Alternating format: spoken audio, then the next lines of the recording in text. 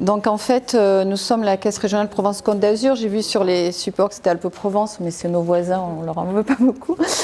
Simplement pour nous présenter, Emmanuel Simondi et moi-même, Claire Sary, nous sommes responsables des centres d'affaires entreprises, de 2 des 3 des centres d'affaires entreprises du département.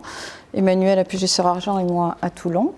Et donc nous intervenons aujourd'hui avec Florence Politi de notre filiale Sophie PACA sur le sujet qui est le vôtre toute la journée aujourd'hui. Donc en fait, pour faire simplement la transition avec le film que vous avez vu précédemment, qui est le film groupe en fait, au national, groupe Crédit Agricole et même international. Donc tout n'a pu être lu, je m'en excuse, rouge sur vert, c'est pas terrible en termes de contraste, mais en fait si... Ouais. Mais en fait, tout simplement pour faire peut-être le lien avec la journée qui vous intéresse aujourd'hui, le groupe en fait est très engagé effectivement sur les sujets de RSE depuis de nombreuses années en fait, depuis plus de 10 ans maintenant. Chaque entité du groupe, que ce soit les filiales ou les 39 caisses régionales, ont leur propre organisation et structuration à la matière. Alors, à Provence-Côte d'Azur, le comité de pilotage RSE a une dizaine d'années maintenant. On y aborde tous ces sujets-là. Beaucoup de sujets que vous avez évoqués, je vous ai écouté tout à l'heure, beaucoup d'intérêts que l'on partage aussi au sein de ce comité. Alors c'est vrai que chez nous, la gouvernance, elle est presque native en fait. Nous sommes une entreprise territoriale, composée d'administrateurs de caisses locales, de caisses régionales. Et c'est vrai que nous ne sommes pas une entreprise capitalistique, que chaque euro collecté sur notre territoire est réinvesti sur notre territoire. Donc on a... quelque part une gouvernance nativement RSE, j'ai envie de dire. Donc sur ce point-là, nous avons développé depuis de nombreuses années maintenant une politique énergétique aussi de manière assez importante. Nous sommes un modèle extrêmement décentralisé sur notre territoire 04 06 83. Nous avons 3 sites administratifs, mais 220 points de vente, donc tout ça est extrêmement délocalisé, éclaté. Et on a dans chaque entité des unités de mesure d'énergie, etc., pour faire au mieux de nos consommations. Donc ça, c'est un des premiers points, mais on met en œuvre beaucoup de choses sur le plan environnemental. Alors c'est vrai qu'on essaye de développer aussi envers nos clients des offres vertes, et c'est pas toujours évident, parce que faire des prêts pour des véhicules bas carbone, c'est une chose. Mais c'est qu'une toute partie de l'histoire, en fait. Il y en a beaucoup d'autres choses qui... on pourrait faire une liste à l'après-vert, mais on ne va pas avoir le temps cet après-midi. Et après, vous avez beaucoup échangé tout à l'heure sur les sujets sociaux et qui sont bien sûr au cœur de nos préoccupations. La Caisse régionale, c'est 2700 collaborateurs. Donc évidemment que toutes les problématiques que vous avez évoquées, on les rencontre. Je disais à Emmanuel, parce que nous aussi on a un projet managérial qu'on a mis en place depuis 2 ans, et j'avais l'impression de vivre ces séances-là tout à l'heure avec vous. Donc comme quoi c'est pas une question de taille d'entreprise, c'est vraiment une question probablement, quelqu'un l'a évoqué, parlait de management et d'impulsion. Et on retrouve beaucoup ces sujets-là. On a depuis 6 ans maintenant, on le fait une fois tous les 2 ans. On développe un questionnaire avec l'aide du groupe qu'on appelle l'IER, en fait, qui est une enquête de satisfaction interne collaborateur, et c'est très enrichissant. Et un des premiers critères, je dirais, de retour et d'enrichissement, c'est le taux de participation, parce que rien que ça déjà, c'est un premier signal que l'on reçoit en fait d'intérêt porté à l'entreprise, et qui est quand même assez élevé, parce que c'est plus de 80% sur l'édition qu'on a menée à l'automne 2021, qui est récente, et dont les dépouillements sont en train d'être finalisés. Alors tout ça, c'est bien sûr avec le concours de consultants de l'art, où tous les verbes intimes sont dépouillés, analysés, etc. Donc c'est un gros boulot de restitution après qui nous est rendu, mais qui n'est pas encore arrivé là tout de suite. Voilà. Donc tout ça pour dire que nous, Caisse régionale, on est aussi une PME. On mène des tas de sujets RSE à notre échelle, mais c'est vrai aussi que l'on bénéficie de la puissance du groupe, en fait, dans des actions qui sont beaucoup plus globales, et que probablement on ne pourrait pas mener tout seul, en fait, à l'échelle régionale. Voilà. Donc parmi le projet entreprise, donc des tas de projets, des projets managériaux, et l'un d'entre eux, puisque ça se décline en 33 sous-projets, ça s'appelle Confiance en elle, donc L, E2LES en fait, donc pour essayer en fait de donner beaucoup plus d'attractivité de métiers, notamment sur les postes à responsabilité à des femmes, parce qu'on se rend compte que plus on monte dans la voie hiérarchique et plus le taux de féminisation est faible. Et dans le top management, nous n'avons pas de femmes à Provence-Côte d'Azur, puisque notre comité de direction, depuis plusieurs années maintenant, est exclusivement masculin. On a eu des femmes, maintenant on n'en a plus, ça reviendra sûrement. Mais en tout cas, ce que l'on rencontre comme difficulté dans le groupe, souvent, c'est l'attrait de ces postes-là à des femmes, en fait. Et souvent, il y a d'autres problématiques qui se mettent en route, en fait. Et l'idée, c'est d'avoir développé ce programme-là pour, en tout cas, impulser l'attrait des femmes à des postes à plus de responsabilité, avec des sujets comme le mentorat, mais que Emmanuel va nous présenter. Donc c'est un homme qui le présente, c'est pas fait exprès, en fait, ça s'est trouvé comme ça. Mais voilà. Merci beaucoup Claire, merci beaucoup. Effectivement, je rebondis sur ce que tu évoquais. On est parti, en tout cas en 2019, date du démarrage de ce projet. D'abord par quelques constats, comme bien souvent. Constats qui sont indiqués, on est une entreprise qui est déjà intrinsèquement mixte de par nos effectifs et ce qu'ils sont, 55% de femmes. C'est le cas, toute tranche d'âge confondue aussi, et c'est important de le rappeler. Et avec ce constat prégnant que soulignait Claire, qui est que les femmes sont d'autant plus rares qu'on monte dans les strates hiérarchiques et vers les postes de management. Faire un constat, c'est bien, c'est facile. Ce qui nous intéressait derrière, c'était surtout d'identifier le pourquoi et les éléments sous-jacents. Alors, d'abord, ça pourrait s'expliquer par des éléments factuels. Moindre niveau d'études des femmes, ou ainsi de suite, c'est faux. Le niveau d'études est exactement identique. C'est juste qu'elle travaille mieux à l'école. Mais derrière, on a voulu justement essayer d'aller un petit peu plus loin dans cette compréhension en identifiant les causes. Alors il y en a beaucoup de causes. On a juste essayé d'en faire quelques points de focus. Le premier, c'est le manque de visibilité. Le deuxième, c'est le manque d'accompagnement, qui se matérialise du coup par le fait que les femmes candidatent beaucoup moins, ou restent en tout cas beaucoup plus seniors dans leur poste. Basiquement, un homme considère qu'il est bon pour évoluer à partir du moment où il coche 6 cases sur 10. Une femme va attendre d'en cocher à peu près 8 à 9. Cet écart, il se traduit en temps. Sur 10 ans, ça ne veut pas dire grand-chose. À l'échelle d'une carrière d'une quarantaine d'années, ça commence à faire des écarts et qui se retrouvent finalement sur les stats managériales. Donc finalement, derrière cet élément sous-jacent, c'est un déficit de confiance. Mais ce déficit de confiance, il est justement lié à ce manque de visibilité. On ne sait pas comment appréhender certaines périodes clés de sa vie professionnelle. La maternité, bien évidemment, parce que c'est anxiogène, mais pas que. Aussi l'acte de candidature en lui-même. Et un manque d'accompagnement aussi, parce que finalement, dans nos entreprises, on n'a pas forcément besoin d'accompagner ou de prendre la main à quelqu'un pour lui dire c'est bien que tu candidates. Si tu ne candidates pas, mon organisation, elle continue à fonctionner avec des personnes seniors et finalement tout va bien. Donc on a besoin d'opérer un changement culturel de manière d'autant plus prégnante qu'il y a des enjeux. Et ces enjeux, c'est des enjeux essentiellement de performance et de business, bien avant ceux d'image et bien avant, on va dire, des objectifs plutôt bien pensants, parce que c'est bien aussi de s'embarquer dans ces démarches inclusives. Mais je voudrais insister vraiment sur cette notion de business. Vous le disiez tout à l'heure, une organisation qui est diverse. Alors là, on a un champ de diversité, c'est la diversité dans le sens mixité. Il y a beaucoup de champs de diversité. Les constats sont les mêmes. Plus une organisation est diverse, c'est comme un patrimoine génétique, plus elle est résiliente et plus du coup elle est performante, notamment pendant des périodes de crise. On a ce sujet d'attractivité. Là aussi, on rebondit sur un des ateliers, employabilité, marque employeur, attractivité. Je suis directeur de centre d'affaires, je rencontre tous les jours ou toutes les semaines des clients. Ça fait 2 ans que j'en vois pas un seul qui me dit « tout va bien, j'arrive à recruter toutes les équipes qu'il me faut et je suis tranquille. Et lors de ces derniers mois, c'est bien évidemment le contraire. On a une vraie problématique d'attractivité. Nous, en tant que banquiers, mais vous aussi, en tant que chef d'entreprise, le sujet de l'attractivité de son organisation, il est important.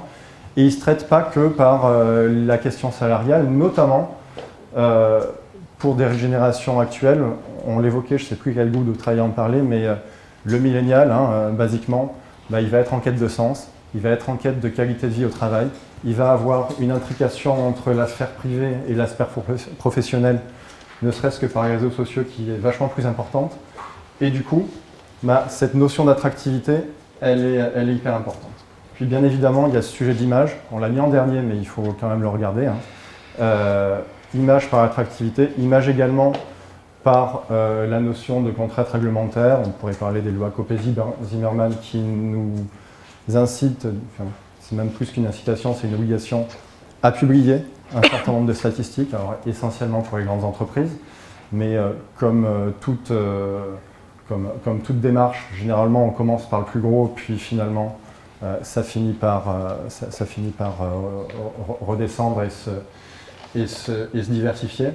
Donc ces tendances, plutôt que de les subir, on les anticipe et on les anticipe d'autant plus avec d'autant plus d'entrain que ce n'est pas une contrainte, c'est plutôt une manière de gagner des opportunités. Alors du coup, ça nous a engagé dans une démarche donc un des 33 projets du projet d'entreprise. Le premier sujet, je l'ai dit, c'était comprendre, éviter d'avancer tête baissée, mais le deuxième, et c'est celui qui fera l'objet de la slide suivante, c'est agir. C'est très difficile de parler sans décliner une sorte d'inventaire à la Prévert. Mais finalement, si on devait retenir quelques points, en tout cas quelques points saillants, le premier c'était de faire évoluer notre culture d'entreprise et de lever des freins. Il y en a des freins dans notre organisation, mais aussi dans la tête des hommes et aussi des femmes qui finalement sont encore dans une forme d'autocensure. Attention, tout le monde ne va pas se retrouver dans ce discours. Je pense au sein de la salle, il y a la moitié des femmes et une bonne partie des hommes qui va dire non, mais ça ne marche pas pour mon entreprise, ça ne marche pas pour moi individuellement. Effectivement, c'est le cas. Maintenant, au sens global, et lorsqu'on est une entreprise de 2700 personnes, on s'intéresse plutôt à ces dynamiques globales et on les décline au niveau des individus. Derrière, on a besoin de cultiver la réussite, c'est-à-dire on a du potentiel, il est là, il faut le révéler, il faut l'identifier. Et puis ensuite, il y a des sujets organisationnels, organiser le travail. Il y a des choses qui sont, on va le dire comme ça, dissuasives dans nos organisations pour la révélation de certains potentiels. J'en donne à la volée, mais les réunions qui démarrent à 18h30, forcément, c'est plus facile pour un homme que pour une femme, en tout cas dans la pratique que l'on va avoir aujourd'hui. Des exemples comme ça, on en a encore pas mal. Donc du coup, cette démarche, elle se transfère dans l'action. Ah oui, c'est moi qui ai la slide. Donc avec des engagements, alors je ne vais pas rentrer sur la charte de la mixité qui a été signée et communiquée. Il y a un effet inventaire, mais en tout cas l'idée c'était vraiment de donner à l'ensemble de nos collaborateurs un signal de l'engagement fort qui était le nôtre. Mais ça se décline dans des choses qui sont beaucoup plus concrètes. On parle d'évolution, on parle de potentiel, on sait que le potentiel est là, on sait qu'il ne se révèle pas suffisamment. La première des étapes, c'est de l'identifier.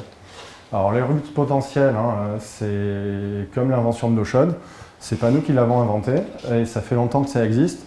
Par contre, c'était encore trop opaque dans nos organisations, c'était pas intégré dans un cycle, c'était quelque chose qu'on faisait, je vais le dire comme ça en fait.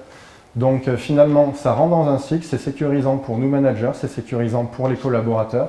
On sait que finalement, il y a un train qui incite les managers à se poser les bonnes questions sur l'exhaustivité de ces effectifs. C'est bien, mais ce n'est pas suffisant, parce que identifier, c'est une chose, valoriser, c'est aussi important. Je le disais tout à l'heure, il faut oser. Alors tout le monde n'est pas forcément au même niveau dans la démarche, tout le monde n'est pas forcément au même niveau dans sa visibilité qu'elle peut avoir au sein de l'entreprise.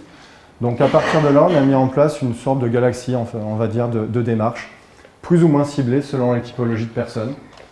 Alors je vais commencer par les formations.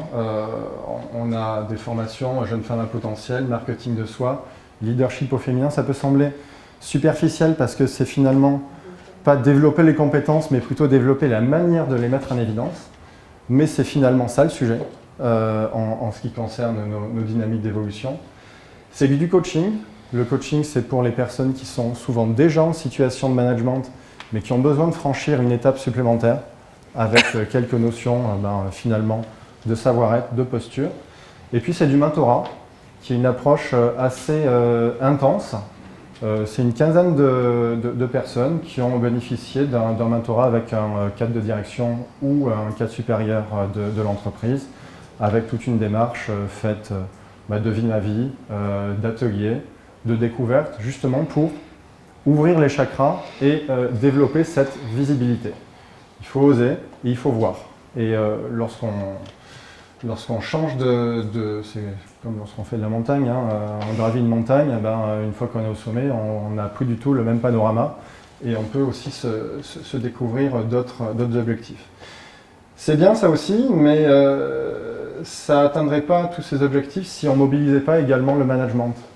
Et donc si on ne faisait pas cette évolution culturelle. Alors ça passe déjà par des démarches à large bande, un plan de communication, pour faire savoir que finalement il y a des parcours inspirants au niveau de la caisse, qu'on peut oser, qu'on peut candidater, que ça ne sera pas mal vu par le chef ou la direction, que ça sera plutôt vraiment bien valorisé.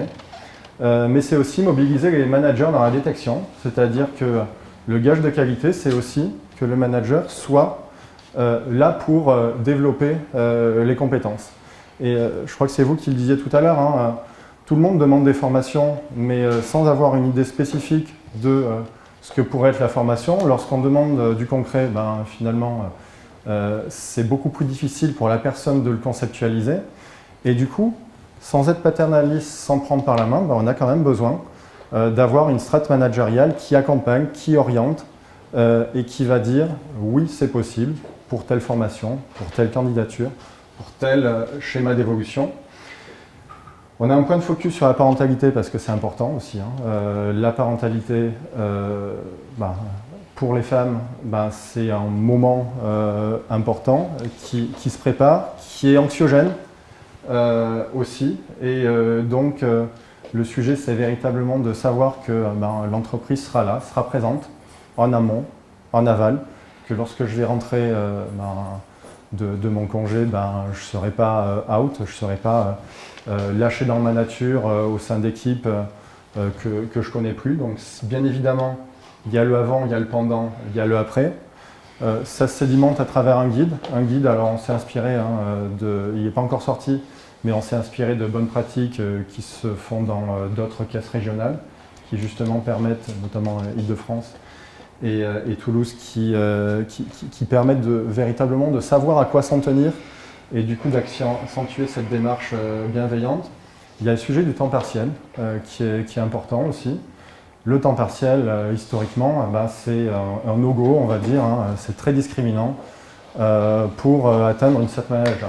Un manager, ça doit être manager à 100% et pas à 80%. Il se trouve qu'à 80%, on est aussi performant qu'à 100% bien souvent. Ça peut être aussi une question d'organisation. Donc on bat en brèche également un certain nombre d'idées reçues par rapport à ça. Ces 3 points, il y en a beaucoup d'autres dans ce guide de la parentalité, mais en tout cas là aussi, l'idée c'est véritablement de déverrouiller des freins. Maintenant, tout ça, on l'imagine, mais il faut aussi pouvoir le suivre, parce qu'on peut conceptualiser des choses qui sont brillantes, mais si ce n'est pas véritablement suivi des faits, on sera juste aveugle. Et l'idée, c'est, on a quelques objectifs qui sont très simples en fait. C'est des objectifs, mais ce n'est pas des quotas. Je l'ai dit tout à l'heure, on est dans une démarche qui est une démarche business, axé sur la performance. Donc, on ne rend pas hommage aux personnes en actant des quotas, on n'en a pas besoin, vu qu'on a les compétences. Par contre, on est en droit de se poser des questions. Si par exemple, j'ai une offre et que j'ai trop peu de candidatures féminines ou trop peu de candidatures masculines sur tel ou tel métier, ben, je vais commencer à me poser des questions et à aller solliciter les managers en disant mais est-ce qu'il n'y aurait pas un tel ou une telle qui pourrait faire le job? Peut-être que oui, peut-être que non, mais en tout cas ça concourt encore dans cette implication de toutes les strates hiérarchiques dans cette démarche. Du coup, on s'est engagé dans un suivi de l'évolution de ces candidatures. Alors depuis 2019, on est un gros bateau, hein, donc les choses évoluent, elles évoluent lentement, mais elles évoluent sûrement. On a comme plan, en tout cas, à 2027. Pourquoi 2027 ? Parce que ça correspond à notre pyramide des âges, avec beaucoup de renouvellement au niveau du management supérieur, sans démarche coercitive, sans quota, mais juste en tirant vers le haut les potentiels, on vise le fait d'être en capacité d'avoir 50-50 sur l'encadrement supérieur. Aujourd'hui, alors sur mes dernières stats, on était à 27%, j'ai pas remis à jour les chiffres, on doit être à peu près à 30% sur l'encadrement supérieur. Et sur les managers, c'est-à-dire manager de manager, et sur les managers de premier niveau, on est à 35% sur le réseau et un peu plus de 40% sur les postes de siège. Une précision importante, et après, je ne sais pas si j'ai explosé le temps, mais je le présume. C'est possible. Ouais, c'est possible. Une précision importante, tout ce qu'on a regardé là dans le cadre de la mixité, c'est-à-dire spontanément pour les femmes, ben, ça nous a posé question parce que y a beaucoup d'hommes qui nous ont dit mais finalement, il n'y a pas que les femmes qui ont besoin de tout ça, nous aussi. Et on s'est dit, bah oui, c'est vrai. Et du coup, toutes les démarches, notamment le coaching et les formations et les ateliers, on les a ouvertes à tous. Et aujourd'hui, il y a entre 20 et 25% d'hommes qui y participent. Et justement, ça concourt également de la révélation de ces talents. Parce que des talents cachés, il y en a dans les deux sexes. Et finalement, les révéler, c'est ce qui rend notre organisation plus stable, plus performante et plus résiliente. Donc ça, c'était pour la partie Crédit Agricole en tant qu'employeur. Maintenant, on est également engagé dans une démarche, en tout cas très complémentaire, en tant qu'investisseur, à travers notre bras armé, qui est Sophie Paca, et avec son éminente représentante Florence. Merci Emmanuel. Bonjour à tous. Alors effectivement, je suis Florence Politi, moi je suis directeur d'investissement chez Sophie Paca. Alors je vais simplement resituer Sophie Paca dans l'organigramme du Crédit Agricole. Donc nous, on est effectivement la structure d'investissement sur fonds propres du Crédit Agricole. C'est-à-dire que contrairement à ce que font Claire et Emmanuel, nous, on ne finance pas les sociétés par des emprunts, mais on investit directement au capital des sociétés, généralement pour une durée qui est entre 5 et 7 ans, des fois plus court, des fois plus long, ça dépend des projets. Donc Joël nous connaît bien puisque ça fait 2 fois qu'on accompagne Soleil du Sud en capital. Notre stratégie d'investissement, c'est d'être un investisseur minoritaire dans des sociétés rentables, mais non ingérant. Ça, c'est très important parce que ça veut dire que c'est toujours le dirigeant qui a le dernier mot et qui décide, in fine, qui prend toutes ces décisions opérationnelles. En revanche, nous, on est là pour lui proposer des choses, pour être dans la consultation, alimenter sa réflexion. Et c'est à ce titre, en fait, qu'on a un rôle qui est assez important sur les problématiques RSE, parce que justement, en tant que conseil partenaire financier, on a vraiment un vrai impact sur la réflexion que peut avoir le dirigeant au moment où il se pose ces questions. Et là, pour le coup, il y a eu plein déjà de témoignages qui ont été faits là-dessus. Donc, je ne vais pas revenir sur l'intérêt pour les dirigeants. Je crois que là, maintenant, tout le monde est convaincu sur le fait que qu'il faut maintenant intégrer les sujets de RSE dans tous les métiers de l'entreprise et à tout niveau. Et donc nous, en tant qu'investisseurs, on a 2 manières de les intégrer. La première manière, c'est de les intégrer pour nous-mêmes, en fait, en tant qu'investisseurs. Donc dans notre démarche d'investissement à nous, ça conduit à ne pas investir dans des secteurs qui sont non vertueux, intégrer en fait un screening RSE à chaque fois qu'on fait de l'investissement pour en fait voir un peu où les sociétés dans lesquelles on souhaite investir en sont sur ces sujets-là. Donc ça, c'est vraiment les sujets qui nous concernent nous, sachant qu'il y a aussi un volet pour le coup qui va devenir de plus en plus important. Emmanuel le mentionnait tout à l'heure, mais c'est le volet réglementaire, qui est que il y a des réglementations européennes qui viennent de passer, qui sont extrêmement contraignantes, qui pour l'instant ne concernent que les très grosses sociétés de gestion de fonds ou les très gros établissements, mais qui un jour ou l'autre vont finir par se décliner à des plus petits et où pour le coup il y aura vraiment des objectifs en fait et des obligations de publication de certains critères qui seront coercitives, où on ne pourra plus faire de greenwashing en racontant qu'on est plus vert que tout le monde de manière un peu déclarative. Là il y aura des définitions communes, d'ailleurs ça existe déjà, et donc il y aura un canevas commun dans lequel il faudra s'inscrire, qu'on soit gros ou petit, parce que finalement, nous pour l'instant on n'est pas concernés, mais notre maison mère le sera, je crois, à partir de 2023, et puis une certaine part des sociétés dans lesquelles nous investissons le sont déjà. Et donc au niveau des participations, là notre enjeu c'est d'accompagner les participations dans l'intégration des critères RSE, donc elles ne sont pas toutes au même stade, et ça c'est ce qu'on voit au moment de la phase d'instruction, parce que c'est là où on échange avec le dirigeant pour savoir où la société se situe en termes de maturité et d'intégration de ces sujets. On a des dirigeants qui sont plus ou moins convaincus d'ailleurs par le sujet, mais là pour le coup ça a été dit tout à l'heure, il y a vraiment un enjeu sur lequel tous les dirigeants se rejoignent, c'est vraiment l'enjeu du recrutement. C'est que là, pour le coup, même s'ils ne sont pas convaincus eux-mêmes du fait que la RSE, c'est bien, c'est moderne et que ça, à la fin, ça sert la performance, pas que pour l'image, ça sert également la performance financière. Il y a un point sur lequel ils se retrouvent toujours, c'est la question de l'attractivité et du recrutement. Donc l'attractivité, ça peut aussi être vis-à-vis des clients ou des fournisseurs, parce qu'on voit bien que maintenant, dans les appels d'offres, on vous demande ce que vous faites en termes de RSE, même si ça n'a rien à voir avec la prestation que vous allez fournir in fine, n'empêche que ça fait partie du cahier des charges. Et donc nous, investisseurs, on essaie d'aider nos participations à anticiper tous ces sujets-là et à être les plus vertueux possibles.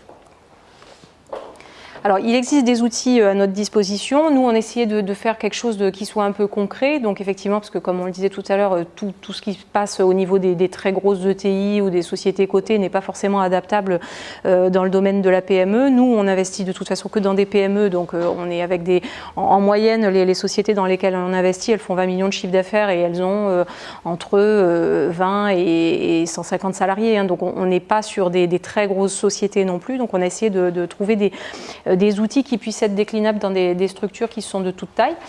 Donc les premiers, c'est déjà d'essayer de se doter d'une batterie d'indicateurs, parce que malgré tout, dans la RSE, il y a des choses très qualitatives, mais il y a aussi des choses qu'on peut quantifier, surtout sur le social, tout ce qui est taux d'absentéisme, indice de parité, tout ça, ça se calcule et c'est pas quelque chose de subjectif en fait. Et ça peut être des choses pour lesquelles on fait, enfin vous le disiez d'ailleurs tout à l'heure, on peut faire appel à des experts indépendants, parce que c'est pas des problématiques qui sont faciles à mettre en œuvre. Surtout la première fois, nous ce qu'on recommande et ce qu'on constate avec dans nos participations, c'est que le premier exercice c'est le plus dur. Après la mise à jour, on a déjà rodé le process, etc. On sait où trouver les données, mais la première fois c'est un peu dur et donc ça peut valoir le coup de se faire assister par un expert indépendant qui va vous aider à faciliter cette démarche. Ensuite, on a une deuxième famille d'outils très concrets et pour le coup très adaptés à des toutes petites sociétés. C'est tout ce qui est du ressort de l'épargne salariale. Donc ça, c'est pareil, c'est pas très compliqué à mettre en œuvre. Les banques pourront vous le proposer d'ailleurs très facilement. Nous avons des experts. Mais surtout, ça permet un vrai alignement d'intérêts en fait et c'est un outil qui est extrêmement puissant en termes de culture d'entreprise en fait. Même si le montant est pas forcément énorme, c'est sûr que les salariés vont peut-être pas nécessairement s'enrichir avec la participation, n'empêche qu'ils vont sentir qu'ils participent à la création de richesse, qu'ils en profitent aussi, qu'il y en a un petit bout qui revient pour eux. Et ça, c'est un outil pour embarquer les gens et pour les garder impliqués dans la vie de la société qui se révèle à l'usage vraiment très important. D'autant qu'on peut être assez imaginatif sur les formules en fait, qu'on utilise. Alors la participation, c'est très encadré, mais pour l'intéressement, on peut utiliser des critères qui ne sont pas que quantitatifs, qui ne sont pas que financiers. Vous pouvez mettre votre... bon, on verra après dans les bonnes pratiques de nos sociétés, mais on a une société qui a mis son indice de recommandation client comme critère de déclenchement de l'intéressement, parce que finalement ça montre que c'est la qualité de service collective en fait qui est visée là, et du coup ça sert un but qui est à la fois financier, parce que finalement ça vise à améliorer la qualité de service, et en même temps les salariés pourront en tirer bénéfice, donc c'est vraiment le genre d'astuce gagnant-gagnant. Après il y a un dernier outil un dernier dispositif qu'on peut mettre en œuvre dans l'épargne salariale, qui est le partage de création de valeur sur les transactions sur le capital. Donc ça c'est un outil un peu spécifique qui existe depuis la loi Pacte, et qui en fait est un contrat qui est passé par les actionnaires, par lequel ils s'engagent à reverser 10% de leur plus-value au plan d'intéressement de la société. Donc ça, c'est un engagement très fort, hein. Il y a tout un cadre fiscal qui permet de faire ça, mais ça veut dire que l'actionnaire, au lieu de prendre en fait toute sa plus-value, il va rendre 10%, il va la mettre dans le plan d'intéressement de la société pour justement que les salariés aient accès au partage à la création de valeur eux aussi. Et ça, c'est, nous, on aime beaucoup le mettre en œuvre dans les sociétés dans lesquelles on est, parce que ça permet aussi de montrer que sur des opérations qui sont dites assez financiarisées et peut-être parfois vues comme un peu agressives, et où c'est uniquement les majoritaires ou les actionnaires qui en profitent, là on a un vrai levier pour dire non, c'est pas vrai, tout le monde en profite. Et c'est notamment très utile dans les sociétés où il y a beaucoup de petits salaires, parce que là c'est un dispositif qui est équitable, qui n'est pas en fonction du niveau hiérarchique ou du niveau de salaire de la personne, et qui est le même pour tout le monde, donc qui marche très bien pour des métiers où vous avez beaucoup de gens, le BTP typiquement, ou les sociétés de services aux entreprises, etc. Vous avez beaucoup de très petits salaires qui bénéficient jamais finalement, qui n'ont pas de bonus, qui n'ont pas de variable, et ils ne bénéficient jamais d'aucun dispositif. Voilà, alors, et on vous a listé un peu les bonnes idées de nos participations. Donc je vais vous le dire tout de suite, là-dedans il y en a un certain nombre qui appartiennent à Soleil du Sud. Voilà, Joël, je pense, les reconnaîtra. Alors, on a essayé de lister des choses qui participent au social, qui participent à la culture d'entreprise. L'idée étant à la fin de créer du lien, avoir une belle cohésion entre les salariés. Parce que ça encore, l'expérience démontre que les sociétés qui sont plus performantes en RSE, en fait, elles sont plus performantes tout court, même sur le plan financier. Et pour nous, investisseurs, c'est un vrai enjeu aussi, parce que en fait, compte tenu de l'évolution qu'on constate, en fait, ce sera un enjeu de valorisation aussi à terme, parce que les sociétés qui ne seront pas vertueuses en RSE, un jour ou l'autre, elles vont être dégradées, décotées par rapport à celles qui le sont. Ça, c'est très clair. Il n'y aura plus de financeurs pour aller dans certaines industries. Il y aura plus, la réglementation vraiment va dans ce sens-là. Et donc, mettre en œuvre des choses comme ça, il y a des choses qui coûtent rien du tout et qui sont pas difficiles à mettre en œuvre. Ça permet vraiment de gagner en impact au niveau des salariés. Donc la première, c'est de proposer aux collaborateurs de participer à des projets sociétaux sur la base du volontariat. Donc ça, c'est facile. Vous avez une cause qui vous plaît, ramasser des ordures sur les plages, participer à une action de bénévolat un dimanche, c'est ouvert. L'entreprise s'associe à ce projet, et après, c'est sur la base du volontariat. Donc les salariés y vont pas, ils font comme ils veulent. Mais généralement, ils sont assez fiers de participer à ces choses-là. Et ça, c'est facile, même pour une toute petite structure. C'est pas nécessairement quelque chose qui concerne que les ETI. Alors après, privilégier le recrutement des collaborateurs en local, ça c'est un enjeu de bien-être au travail aussi, en se disant que plus le collaborateur il habite près de son travail, et plus il va être heureux et performant, alors que s'il a 1 heure de route tous les matins et tous les soirs, automatiquement d'abord il se met en danger, parce que c'est fatigant à la longue, et très probablement sa qualité et sa qualité perçue de son poste sera inférieure. Intégrer donc dans la formule de calcul d'intéressement des critères non financiers, donc ça c'est type taux de défaut, indice de recommandation client, ou chaque métier a ses indicateurs propres, mais enfin tout ce qui n'est pas un indicateur qui sort tout droit du compte de résultat, mais qui pour autant présente un vrai enjeu pour vous en tant que dirigeant ou chef d'entreprise, vous pouvez l'intégrer là-dedans et être un peu plus imaginatif pour après rétrocéder calculer votre intéressement et rendre de la valeur, partager la valeur l'heure avec vos salariés sur ces bases-là. Organiser la formation continue, ça fait écho à ce que vous disiez tout à l'heure sur les organisations dans lesquelles il n'y a pas d'école qui vous fournissent en fait des collaborateurs un peu, jeunes diplômés, où il faut que vous les formiez vous-même. Mais ça permet aussi, vous le disiez tout à l'heure pour l'exemple de la grande distribution, de proposer un peu des parcours de carrière avec des vraies perspectives où les gens, même s'ils rentrent dans des fonctions qui sont vraiment zéro qualification, ils peuvent quand même se projeter dans l'avenir dans la société avec un avenir sympa en plus. Après l'ouverture du capital, alors ça effectivement c'était dans les outils, je l'ai passé rapidement. Ça c'est la deuxième grande famille d'outils financiers à disposition des dirigeants d'entreprise, c'est d'ouvrir carrément le capital à des salariés. Donc il y a des dispositifs qui existent, donc soit le plan d'action gratuite, vous avez aussi les BSPCE, mais ça ne concerne pas tout le monde parce qu'il y a beaucoup de critères à remplir, donc ça il faut bien regarder. Le mieux pour ça c'est de se faire assister d'un avocat en droit social qui connaît ça très bien et qui vous calculera tous les plafonds et tous les coûts que ça représente. Ce qui est bien aussi, c'est de le structurer dans une sous-holding où en fait tous les salariés sont ensemble et ils sont à côté du dirigeant, ils font partie, ils sont eux aussi actionnaires. Donc généralement c'est des petits pourcentages, mais ça c'est pareil en termes d'implication dans l'entreprise et de comportement du salarié. Ce sont des outils qui sont très forts parce que le salarié il se sent quand même, même s'il détient que 0,02% de la société, il se sent plus investi que s'il est pur salarié. Ensuite, tout ce qui est bien-être au niveau du lieu de travail, donc ça vous le disiez tout à l'heure avec les espaces de détente.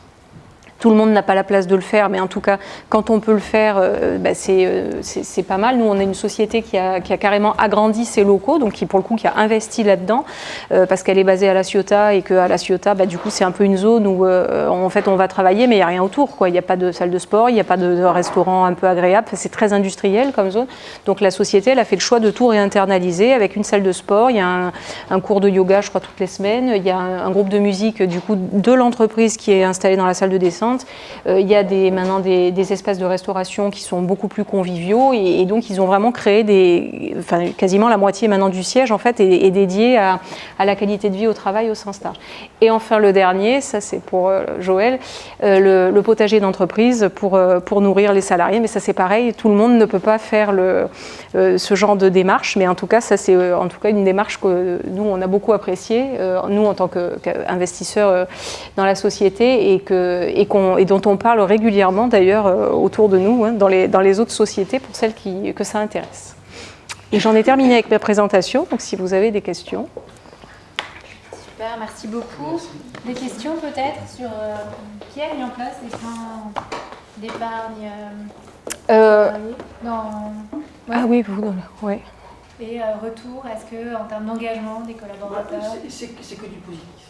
Ouais, c'est-à-dire vraiment un retour à... Non, honnêtement, j'ai fait en plus un plan d'intéressement qui est très simple. En fait, c'est-à-dire qu'il n'y a que des critères collectifs en fait.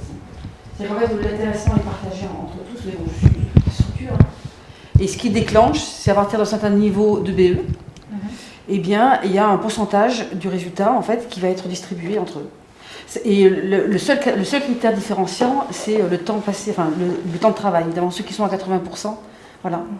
Et donc du coup, il y a une application directe sur la maîtrise de la marge, forcément, parce qu'ils comprennent tout de suite qu'effectivement, quand ils maîtrisent en fait ce qu'on vend, en fait, la marge, etc. Et en fait, ça a un impact direct sur le résultat des entreprises.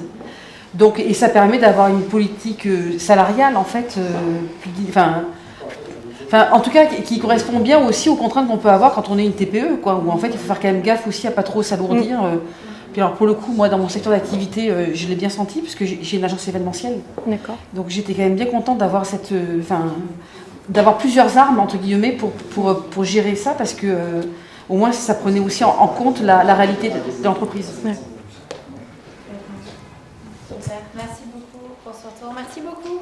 Merci beaucoup.